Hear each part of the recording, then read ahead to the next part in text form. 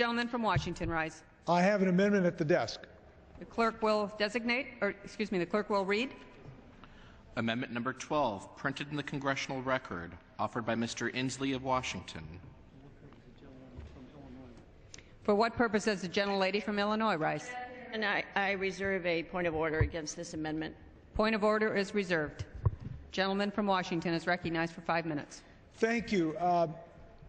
Madam Chair, we know how dire the situation is for tens of thousands of Americans with underwater mortgages who are making good faith efforts to make the right decisions both for themselves and for the lender. And we are very concerned that if this program prematurely is destroyed, we will be yanking back a lifeline that Congress has sent to these folks.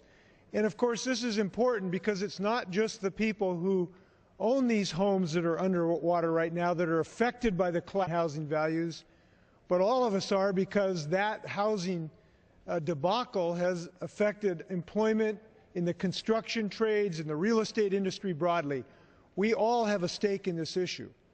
So what my amendment would do is to basically say that we want the FHA, if in fact this situation moves forward like this bill is, that they will conduct a study and essentially implement a substitute program that will fix anything that needs fixing in this program to achieve the ends that we ought to be able to have as our goal.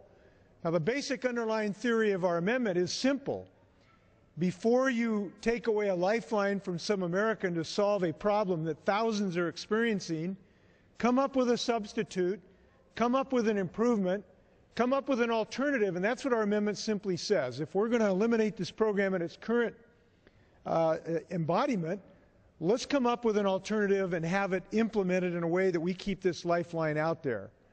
Now, the reason we feel that this is important is that all too frequently in this Congress, we have seen the majority party remove these solutions to programs and not replace it with an alternative.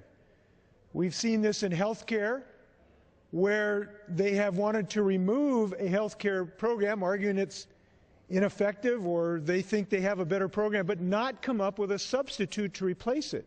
That's not good enough. Americans deserve better. Same thing with Environmental Protection Agency. Today, my friends in the majority party sought in Commerce Committee to eliminate protection against airborne pollutants that are hurting human health, but not come up with any alternative to solve that problem. Now, we want to join in a bipartisan fashion. If there are impediments or imperfections in this bill, let's come up with a solution. Let's not allow those Americans to be hanging out there without a lifeline. My amendment would do that, and I would commend it to my fellows, and I would yield back the balance of my time. Gentleman.